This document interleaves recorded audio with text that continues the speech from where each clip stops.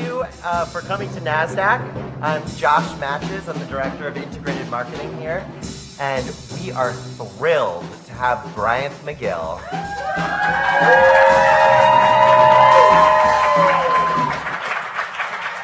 And the one and only Grant Cardone.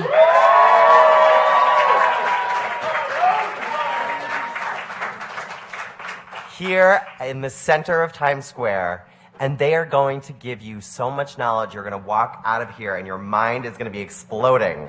So if you are a student and or a recent grad and you are ready for your next big opportunity, talk to these guys. We are also live on Facebook right now from that camera up there. So if you interact with us, there'll also be a whole bunch of people online who are going to, be involved in your conversation. You might meet new friends in this room. You might meet new friends online. Thank you for coming to NASDAQ. And also, at the end of the show, we're going to go downstairs and we're going to watch the NASDAQ closing bell where we have Teenage Mutant Ninja Turtles 2 ringing the bell. So it's going to be a really fun party. And now I'm going to kick it over to Grant because he's got a lot to tell you. Thank you, Josh. Thank you very much. Thank you. How's everybody doing? Good. Look, great to have you here. Appreciate you coming. Appreciate you showing up. Appreciate NASDAQ and Josh putting this on. Bryant McGill invited me to this. Bryant, appreciate you thinking enough of me to have me here. And if you notice, I don't know how many of you saw the photos on the wall on the way in here. Did y'all see those? Yeah. Company called. Who's on that wall over there? Anybody saw the photos? Google's on there. Who else? Microsoft. No, Tesla's not up there, man. Starbucks is up there. And there's Amazon. Okay, what do those four companies have in common? They got rich. And not a broke person on that wall, folks. Okay, we had a conversation in the trading. What's that called, Josh? The trading part. Market intelligence. The market intelligence, okay? We're talking about money, rich, people rich. Are you rich? You like rich? You don't like rich? You like money? You don't like money? If you were brought up the way I was, you were brought up to not like money because we didn't have money. I was brought up poor or really lower middle class. So my mom used to remind me that we weren't poor because we had a bicycle. She's like, look, you got a bicycle. You got electricity. You got plumbing and you have air conditioning. You have way more. This is what my mom would say. You have way more than I have. Be grateful. How many of you heard that? Okay, every time my mom gave me a meal, she said, eat it all. Now, there was something implied in that. Eat it all, every time. And then we wonder why America is the most obese country on planet Earth. Because we're eating it all. Because we were worried there was a shortage. Everywhere I went, there was a shortage. My dad died when I was 10 years old. And left my mom with a little bit of insurance money, which is really death insurance, right? It's death money. It's you die, you get some money.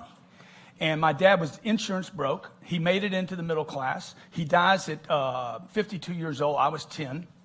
I had a twin brother, 3 older brothers and sisters. There's 5 of us. And my mom's got to figure out, with no ability to earn income, she has to figure out how to manage that much money.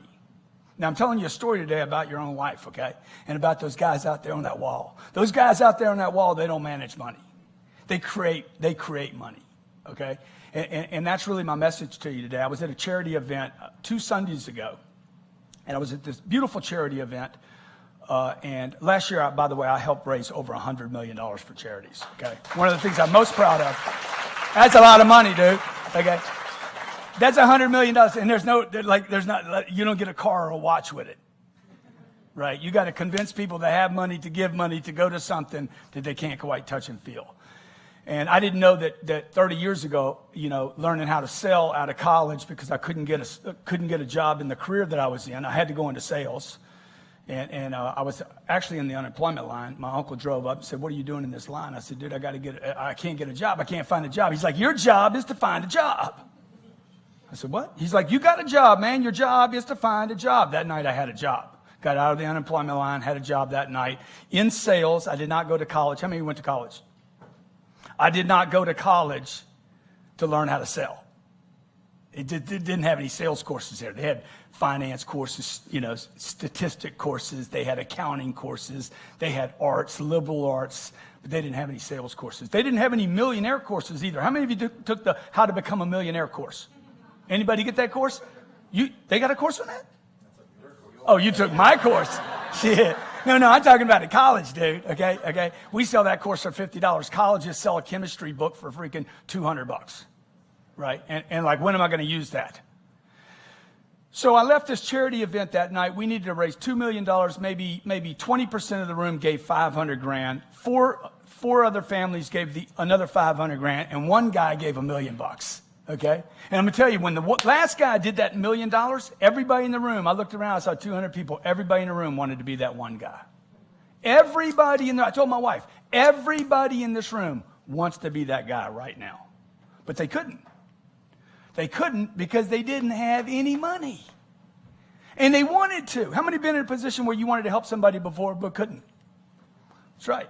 And it's because most of us were brought up to actually not go for that. You were brought up to get into a middle class. How many were taught that? Hey, man, if you just get in the middle class, get you a good house, get you a good education, get married, have a couple kids, what's going to happen now? Okay? You drive around these streets in this town, like how expensive is it? Orange juice is $12 a pop at the plaza. I got kids. I'm like, my gosh, how much is my wife? She doesn't ask anybody what anything costs. I'm like, how much was it? You didn't ask. Look, if you don't ask, if you don't look at money, you're never going to have money. If you hate on that status, if you were brought up poor or middle class, you inherit the ideas of the poor and the middle class. And the ideas of the poor and the middle class, they don't work, folks. Look at America today. You got this bulging middle class, right? And most of it's just bulging into poverty. Okay, they got two groups in America that are growing right now. Poverty is growing, and rich people. My encouragement, when we walked out of this charity event the other night, we went home. I couldn't go to sleep after the event. My wife's like, "What's going on?" I said, "Man, I'm gonna do a course. I'm gonna teach people how to get rich.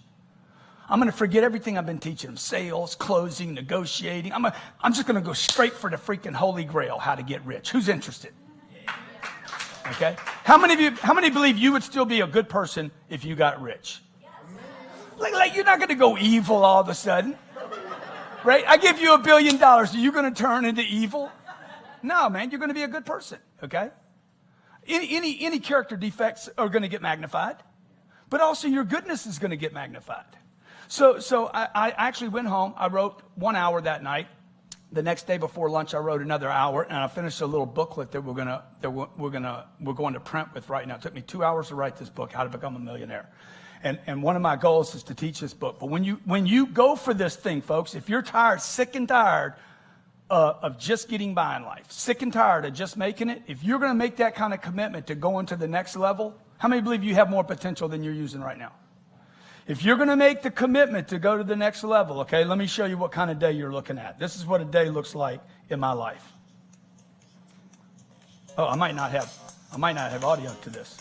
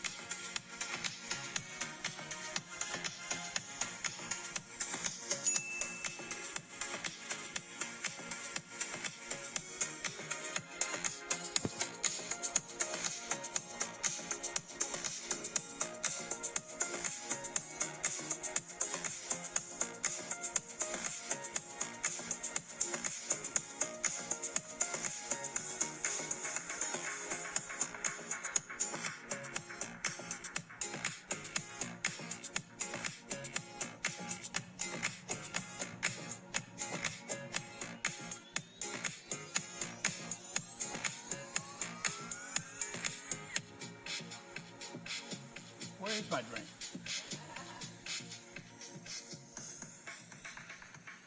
So that's what a day looks like. And,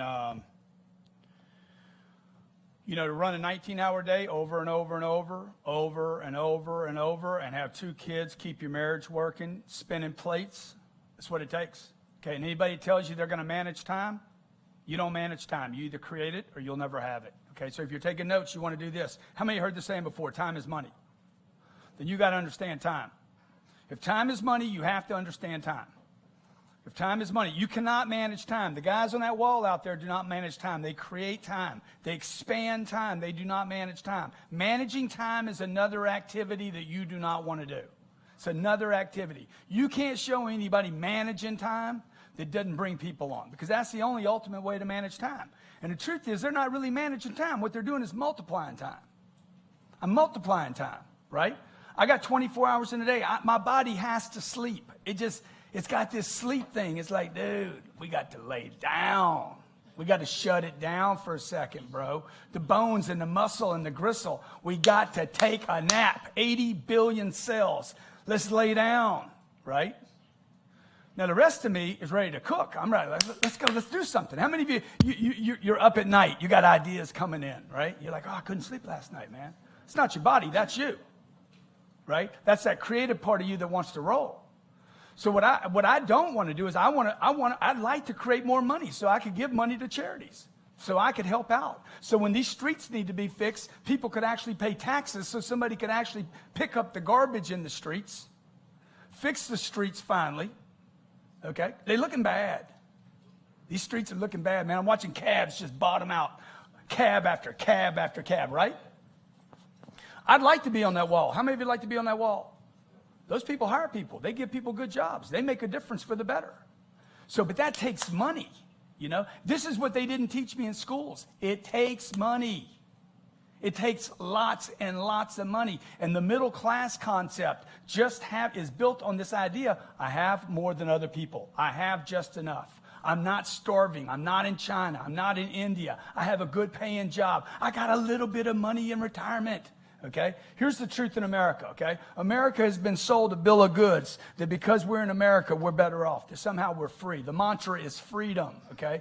The truth is, in this country, most people are not free. This is the good news and the bad news. 76% of Americans live paycheck to paycheck. That's a fact. 76% of Americans in the richest country on the planet. What y'all doing down there, man? Y'all got a lot of stuff going on. People moving equipment around. 76% of Americans live paycheck to paycheck in the richest country on the planet. And they make sense of it because they're not in India.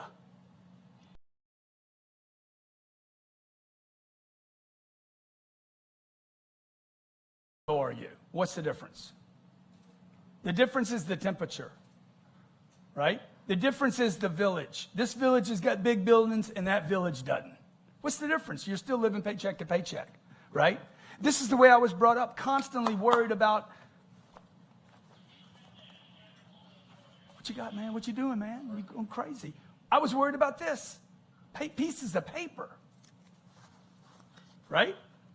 Constantly worried about it. You live on an economic planet. This has been going on since the beginning of mankind. People worry about their gold, their silver. How do I buy bread? Economic planet, man, like gravity. I go to the store, right? They don't care how good you've been. You're a nice person. They don't care about the color of your skin. They don't care about your religion. They don't care about what you thought about last night. When you check out at Whole Foods and you got 3 bags, it's $325 US. They don't care how hard a week you've had, how many kids you have. They don't care if your daddy left you, your sugar daddy, mama, dad, right? Do they care? Does anybody ever ask you on the checkout, tell me about your life? Doesn't happen like that. That's not the real world. That's what politicians talk about. That's what the politicians talk about. They talk about the middle class, and the more they talk about the middle class, the worse it gets. We're going to save it. What if it doesn't even exist? What if this is the only game there is? What do those 4 people have, those 4 pictures out there have in common? Howard Schultz put a Starbucks on every street corner in the world. It says, I'm going to make people drink coffee. They're not going to drink it in the morning. They're going to drink it at 10 o'clock. They're going to drink it at noon. They're going to drink it at 2. We're going to have them drinking coffee at 4 o'clock. We're going to have people drinking coffee before they go to sleep at night. And we're going to have them pay $4 a pop for it Okay, we're going to have them. Where's my cup at, Elena? Oh, there it is. We're going to have them walk around with it, show it off. We're going to have them advertise it for us and come back over and over and over again. Right? He went to Japan, and in Japan they said, look, we want you to take off the chick. It's not going to work here. People are going to hide it in Japan. He fired the consultant that gave him that information. Okay? The moment they opened up their first Tokyo store, people were removing this and walking out. Everyone walked out like this. I have made it. Oh. Okay. Now Elena's going to say, man, you can't do that. Oh my God, you can't do that. Okay. I was at a Jay-Z concert Friday night. We went to Brooklyn, saw Jay-Z and Puffy. Who's looking more tired-y than Puffy? He was depressed, man. Usher was there. Dude, they dropping the N-word. N, all night. I mean, I'm like, it's got a lot. And Elena's like, you can't use it. They can, you can't. Sit down, son. Sit down. Because I'm an inappropriate person. Okay, I've been breaking the rules my whole life. This is the only way I got any place was to break the rules. Okay, so when I got out of college, and this thing is killing me right here, by the way. When I got out of college and I couldn't get a job, I had to learn to do this thing, the sales thing. And I despised it and I hated it. And I particularly hated it because of the people I saw around me, because they weren't very attractive as salespeople. How many of you have met salespeople before and you're like, not my perfect scene? Because most of you in the room have never met a professional salesperson. Okay? You've never really met a professional salesperson. A professional salesperson could pressure you into something and you'd be like, dude, I like you. You're awesome. You are freaking awesome. You wouldn't even see pressure. It wouldn't be pressure. It would be a strategy. It would be something. It would be beautiful. Would you agree? The woman I'm married to, Elena, back there, give Elena a big hand. Come on, Elena. Come on, Elena. Elena's the best. Some of you might know this story. She wouldn't even go out with me. Okay? She's like, you're too short. She's telling her friends, he's too short. Her friends won't even tell me. I'm like, what's the deal with the chick? She's like, well, Elena. I said, dude, she's the deal. She's going to have my babies. I'm going to make babies with her. It's just a win. It's win now. It's not if, it's win. And we're going to make some pretty babies. Okay? Okay? Right? How many of you guys in the room, have you met a woman before and you're like, oh, yeah, that's it. Huh? Dude, what happened to you? Why are you here by yourself? Oh, okay. Sit next to her then, dude. Keep it close, man. Okay? So when I met Elena, I'm like, I'm closing that deal. This is going to be the deal of my life right here. Okay? I knew the moment I met her. But she wasn't interested in me. It's like that customer, that job that you found you had. Okay? It's that thing. You're like, I want that guy as an investor. I want to work at that company, right? And then you gave up on it and you settled. And I'm like, okay, sell or be sold, man. Am I convinced she is the right deal for me? Am I convinced that guy is the right customer for me and my company? Am I convinced I can make this company work? Sell or be sold. It's simple. You're either sold or you're not. Whoever's the most sold, has the most conviction, ends up with whatever the ribbon is. See, I was more sold than Elena was. I was more convinced that she was right for me than she was convinced that I wasn't right for her. You understand? That's all. Like, you got to find something you want to do. You don't need to love it. Okay? It doesn't need to love you back. It doesn't even need to want to be with you. You need to know, this is mine. I'm staking a claim to this. And that's why people don't have money, folks. People get unsold on the money thing. You weren't brought up in the right neighborhood. You don't have the right connections. You don't talk the right way. You don't have the right connection. You don't know the right people, right? Okay, you got the wrong color skin, wrong religion, you're not connected, whatever, man, it's all garbage. These are things you tell yourself that are now true to you. See, I've wanted to be rich since I was 8 years old. How many in the room wanted to be rich? I mean stupid rich, like spilling money rich, like, huh? How many in the room like, see, then what happened to you? You don't even talk about it anymore. Go out on that square down there and just scream today, I'm going to be rich. Okay, that's one thing. Get rich and say it and see what happens. See, people are going to judge you for it, right? Now go out there and tell people you're poor and people will help you. Man, I'm poor. Can you help me, man? Can you help me? Go out there and say you're rich They'll stone you to death. It's a weird thing, man. Would you agree? And they're just flips. They're just flips. They're just flips of one another. And the point of that is this. What are you sold on, man? Oh, let's just get right in the middle. Everybody will love us, man. I'll be struggling. Okay? Everybody in the neighborhood will relate to me. We're struggling together. We'll tell our stories. But that's not who changes the world, folks. You know, the people that change the world have abundance and prosperity around them, enough to take risk with what they have to make a difference for the better. So that's what I've been doing. Like, I wrote this book, Sell or Be Sold, in 2009 when the economy collapsed. How many remember that? Lehman collapsed. It's all over TV. CNBC took over every channel in the world. Okay, everything. Watching people walk out with boxes, crying, going home without a job. That thing would get worse and worse. Elena came to me and says, we were living in LA at the time. She's like, what's happening? I said, the world's coming to an end, baby. And she's like, what's going to happen to us? We're going to die. She's like, you better not let us die. You convinced me into this. You sold me on being with you. You said you'd take care of me. I said, I will. But right now I got to go write a book. And I wrote that book in 4 hours. Okay? On a Sunday afternoon, 1 o'clock. I was done about 5 o'clock in the afternoon. Came to her, I said, done. First book finished. That book had been sitting in me for 30 years. Wrote it in 4 hours, okay? She says, well done. Excellent. I said, let's have sex. Okay. When you finish your first book, the next thing to do is to have sex. It's the appropriate response to the situation, okay?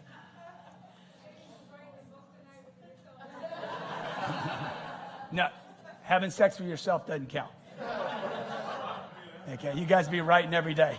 Some of you guys be writing books every day. Twice a day. Some of you, I got to go back and write again. Okay, then I followed it up with another book. By the way, we tried to sell the first book right here to McGraw-Hill. McGraw-Hill wouldn't have anything to do with the book. 2009, they're like, look, nobody's buying books. I self-published a book. I was worried. I had a $60 million lawsuit going on at that time. The bank that I owed almost $50 million in real estate loans to went under. The new bank wanted the money. The two businesses that I depended on were having the freaking life squeezed out of them. The world was coming to an end, okay? And what did I do? I went and spent money. I went and invested my money to get a communication out. This is pre-Facebook streams, okay? Pre-Snapchat. How many of you on Snapchat? It's insane, dudes. The world's going crazy. Okay? It's do you want to ride the crazy horse or not? Because it's never been easier. None of this technology existed in 2009. It's amazing today, okay? It's amazing that you could pop out. I don't know if I'm online here. Did you hook me up, Josh? I think so. Come on, Josh. Give Josh a big hand for putting this together, huh?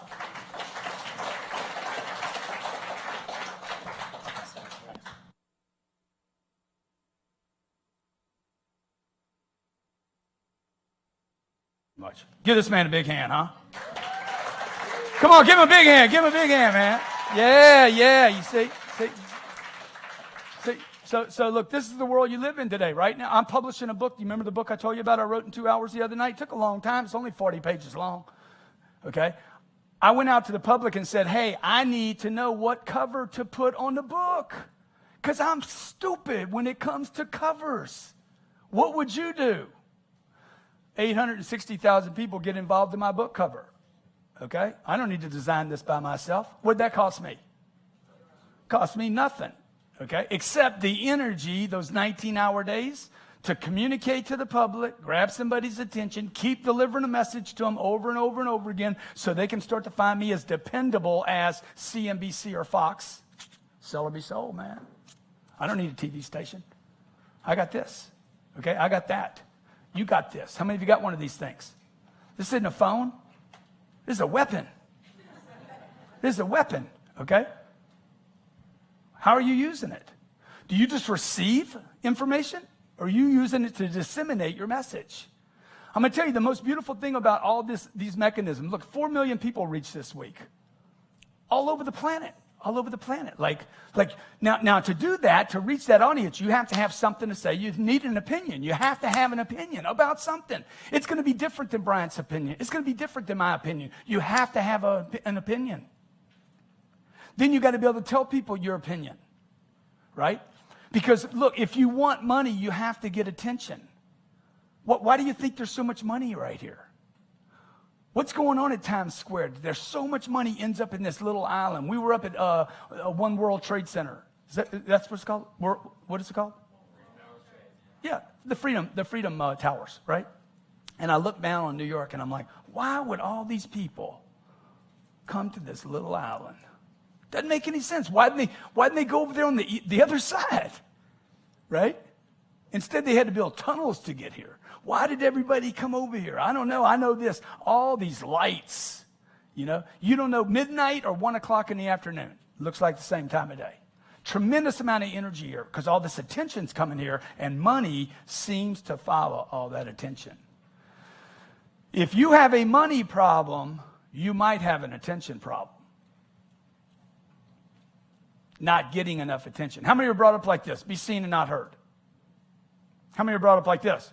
Don't talk to strangers. Anybody in the room? Don't talk to strangers. How many of you got kids? Yeah. How many tell your kids? Don't talk to strangers. Don't talk to strangers. Strangers have everything you want. Everything you want, a stranger has it. In their pocket, their bank, their connections. So again, it goes back to like, hey, how much are you willing to communicate with the world? That's one medium, right? And if your customer's not thinking about you, first, did we bounce out of here? If your customer's not thinking about you first, then you're going to be last, okay? I have to figure out how to get people to think about me in their mind. This book was written, it was the third book I wrote. It's a New York Times bestseller. And when we wrote it, we finally got our first deal. The first deal was based on the other two books, sold well enough to where a company was like, hey, we want to back you in the book. They made a decision based on my ability to do what? Sell books, not write books.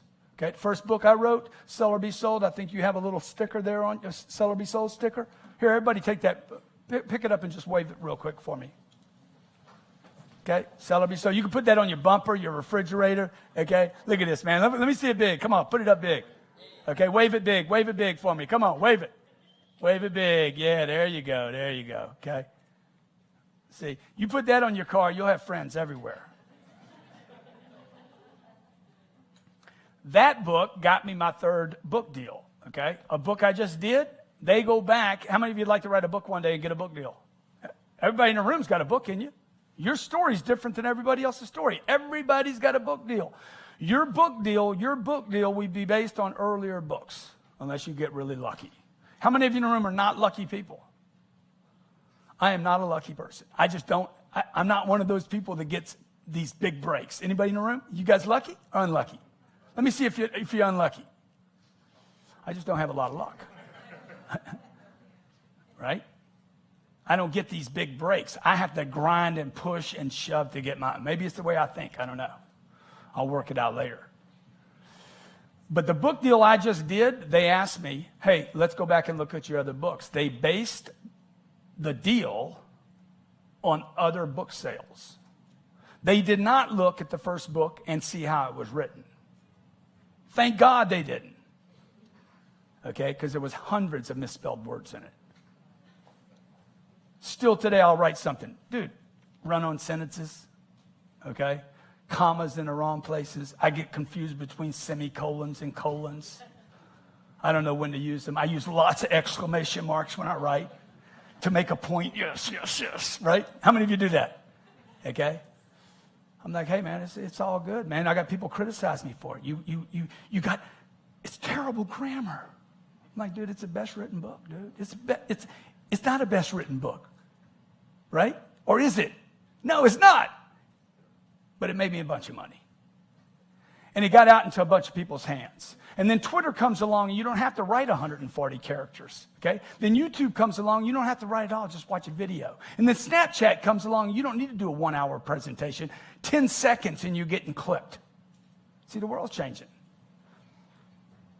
And if the world's going to change that fast, okay, and you're not up 18 hours a day, or the waking hours figuring out how to get yourself known in the marketplace, if you don't get the attention you need, you're not going to solve your money problems.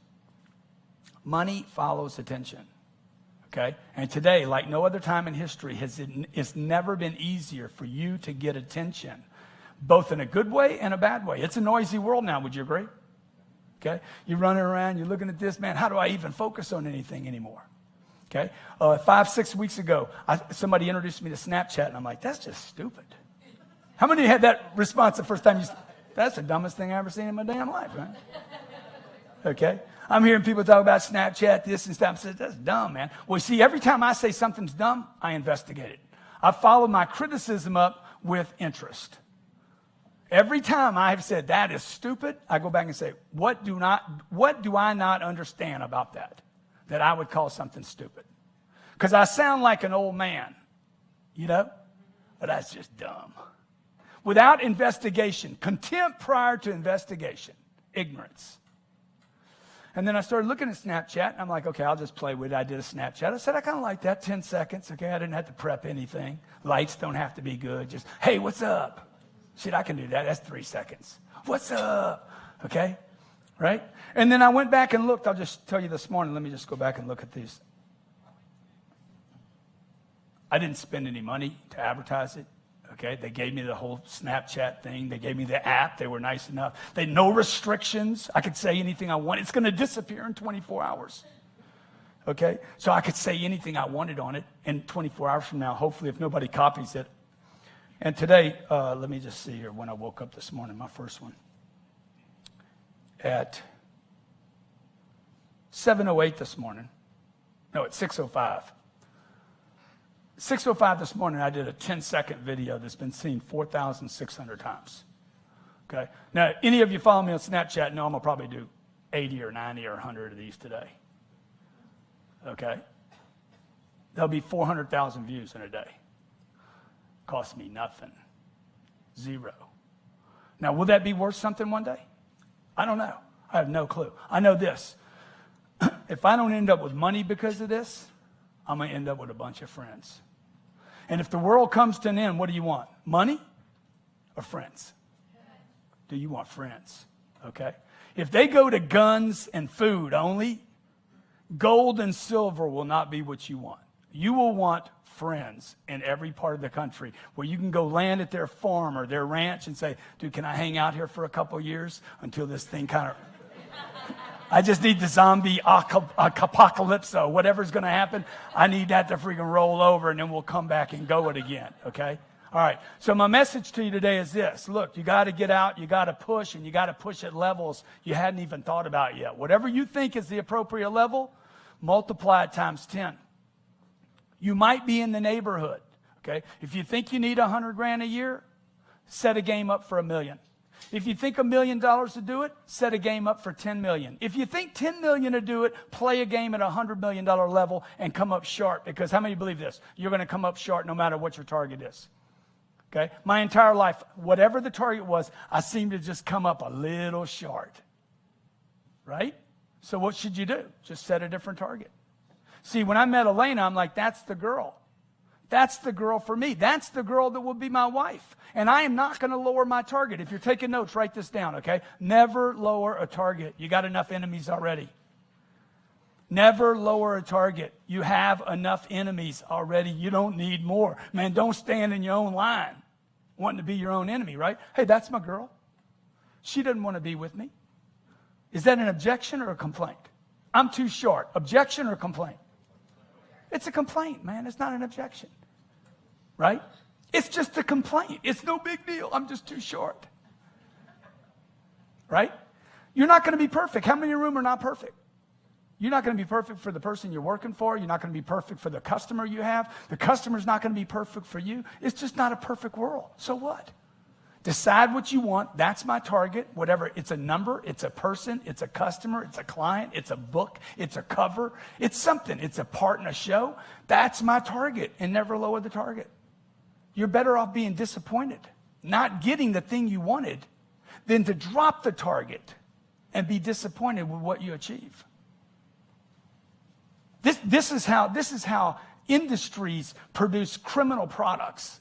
Okay? The credit card industry. The credit card industry was created because people lowered targets. I can't get money, So what will I do? I'll go borrow money. Rather than getting the money, I'll go borrow the money, right? Guy can't get the girl he wants. So what does he do? Huh? What? Pornography. Josh? It's what people do, man. I mean, it's just the real world. People don't like to have these conversations. People are like, dude, you're the only person talking about this, okay? Well, how do you think you got there? Right? People want safety and security, so what do? They buy a house, put a fence around it, put a little yard in there, water it, and now they're stuck in one place. All of you were sold this idea. I'm going to get a house. I'm going to be happy there. You ain't going to be happy because of a house. You're going to be stuck. This is what your mommy and daddy said. Get a house. And that house puts you in one spot. The last thing you'd want to be on this planet right now is in one spot. You need to be nimble. You need to move. You need to be able to go places, right? You need to be able to go where opportunity grabs you and your family and say, hey, I'm going to move there right now because there's opportunity right now. So I can create the kind of affluence. I can create the kind of life that I want for myself. This book is going to be coming out in October. That's going to be the cover of the book. It's the first public that's seen this cover. I have been told this will be my 5th book, okay? In between this book, I wrote this book. This is that little 2-hour booklet, okay? By the way, let me just tell you, I'm going to tell you a story right here. I'm under an exclusive obligation with this company right here. Facebook, watch this, okay? They said, you can't write any books before this book comes out. Good, so I wrote that one. Because that's a booklet. That's not a book. Do you guys remember the Delta flight that left, how are we doing on time here, okay? Do you remember the Delta flight that left JFK? It left JFK, it was leaving JFK. It was the first time that anyone recorded a bird strike. Anybody remember that? That was me that recorded it. Okay, so I'm in seat. This is a good story, and then I'm gonna turn over to Big B over here. Okay, we're taking off. It's a beautiful day. I've been on the road, 4 or 5 days, and I hadn't seen my kids, so I had an iPad. I think the new iPad was out or something. I had it, and I'm wanting to fondle it and play with it and discover it and do the thing you do with new toys, right? Okay, so I'm in seat 1D, all the way to the right of the plane, and what's the guy's name that was working for? Ali. What's his name? Ali Velshi used to work at CNN. Y'all remember that guy? See, you forgot him already. Okay. Anyway, I was trying to get on Ali's show, and he would never call me back. And he's sitting in coach. And I got on, I'm like, yeah, you little bastard. I went and got my seat, right? So we're getting ready to take off. It's a beautiful day. And I'm like, I'm going to send a video to my kids. And I slam the iPad into the window, and we take off. That's big 767, right? We take off. It's a beautiful day. That bays over there, whatever you call that. What do you call it? Hudson. No, I don't think so. You're just making stuff up again, okay? That's what she does, okay? And we take it off. It's a beautiful day. And the next thing you know, about 900 feet, all of a sudden I hear something hits the right engine of the plane. And all of a sudden you hear this. I mean, the whole engine's just shaking on that right wing, right? It's just shaking. It's like, it sounds like a Volkswagen, like a car is going through the engine. And the next thing you hear is the engine stops, and all of a sudden you smell chicken in the cabin. Smell like chicken. I'm from the South. I know what a good barbecue smells like. Okay? It's a true story, okay? And I'm like, oh my gosh. I throw the iPad on the floor. We're about 900 feet up. I grab my cell phone, which always sits under my leg on a flight, and I grab my cell phone. We're only 900 feet up. I'm like, I can text Elena. Flight 2682 is in trouble. I love you. I swear I thought this was my last communication, okay? I was terrified, okay? I've flown 3 million miles. It was the scariest I've ever been. So pilot comes on, he's all cool. Yeah, like we just hit a bunch of birds, man. I said, dude, I wonder if I caught those birds, man. I looked at my iPad, and there it is. The whole video is maybe 20 seconds long. Those birds going right into the engine. Only person that's ever caught a bird strike. Please, give it up. Now, Now, what do I do? I said, I wonder if we're going to land. We're going to make it. We make it into JFK. We land, okay? And I grab my phone and I do a YouTube video and said, I just recorded the only bird strike in the history of mankind, right? I'm like, I'm going to turn this into an opportunity, right? So I go to Ali Velshi and I said, Ali, look at this, man. He's on the phone with CNN already. He's like, you got to give me that video. I said, dude, I ain't got to do nothing. Okay? And then I did an exclusive deal with every television channel in this city. CBS, ABC, NBC. Exclusive. Do we have an exclusive? Yes. Yes, you do. And then I went exclusive with everybody at the same time. Okay, now, what you going to do about it, man? What you going to do about it, okay? Now, check this out. CBS calls and says, who do you think you are that you're recording? They told you to put the phone up. This is 9 years ago, okay? Who do you think you are that you're recording video? You're not supposed to use your phone on a plane. I'm like, look, if it was that dangerous, they should take the phones away from me. A week later, Elena gets a letter in the mail from the FAA saying, you are now on a watch list for using a phone. This is a true story, for using electronic devices. So what do? I said, baby, send me that, okay? Stay on attack, man. Stay on attack. Stay on attack. You get whatever the universe gives you. Get whatever the universe gives you. Use it. It's energy. I said, send me that, baby. She sends it to me. I send it to Neil Cavuto at Fox TV and said, hey, the FAA is trying to take my rights away. Or the FAA knows that phones are dangerous and they're not taking them away from idiots like me. So let's get on TV. Let's do a TV show. Neil said, come in right now. So I went in and basically said, look, the FAA, it's irresponsible. If this is truly not safe to be on a plane, they should take it away from you. How many agree with that? Why trust an idiot like me, huh? Come on. Take it away from me. Today, when you get on a plane this week, this month, next month, and you get on a plane, and they say, hey, you can use your phones as long as you want, you can thank me. I'm the guy that did that, okay? All right? So look, folks, last thing is you need to get obsessed. Get obsessed. Whatever you're going to do in your life, okay? Whether it's your family, your money, your career, your fame, your family, your extended family, your charity, you need to get obsessed. Because if you're not obsessed with it, completely all in. I know this obsessed thing's been made wrong, okay? I know everybody's got OCD and ADD and ADHD and whatever DD you got. Okay, let me tell you something. If you ain't got a DD, you're going to be average. Okay? It's people that are freaking nuts that make a difference on this planet. I had a guy sitting in front of me in my office last week, and he's like, dude, do you have ADD? I said, no, bro, I ain't got ADD. I just ain't got any attention for you. Okay? Yeah, man, every time I'm with you, man, you got an attention deficit. Yeah, for you. For you, I got a deficit of attention for you because you, son, ain't got my attention. Okay? And the people that you're going to be doing business with, folks, if they have any capability to help you in your career or to give you money, trust me, they got 15 or 16 other files open. Okay? If I can keep 16 files open on my computer, trust me, I got thousands of files open right now. Would you agree? When's the plane leave? What's the weather like? How do I get out of here? What happens?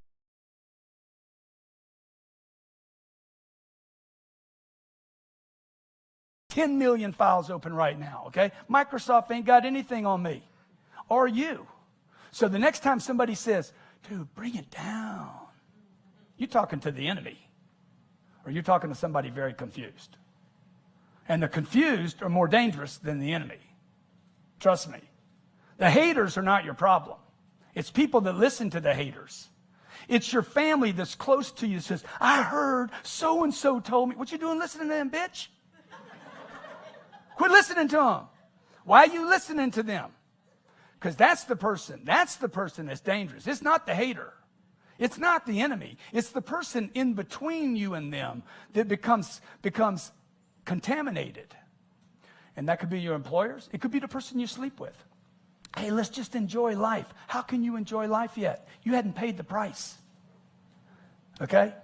You hadn't paid the price. My whole life, since I was 25 years old, people have been trying to tell me, slow down, sit down, be cool, be quiet, let's just take it easy. Life is to be enjoyed. Huh? How many versions you want of this? Let's just enjoy life. I'm like, dude, I can't enjoy life. I ain't got nothing. Okay? I'm going to movies at the matinee because I can't afford a full movie. I got a broke homeless guy asking me for money, and I don't have any money to give him. How many have been there? I want to help out with the charity, but I can't. I want to sit on the front row of Phantom of the Opera. I want to go backstage, but you know what? I can't pay for my kids to be there. And I can't go because I can't even get a nanny for my kids. How many have been there? I got to fly on that JFK flight because I can't afford my own jet. So I got to listen to some flight attendant who's going to earn $60,000 a year tell me to put my phone up when it's all bullshit anyway. Right? You want freedom? Get your money right. Okay? Doesn't mean you're going to be free, but it does mean you'll have your money right.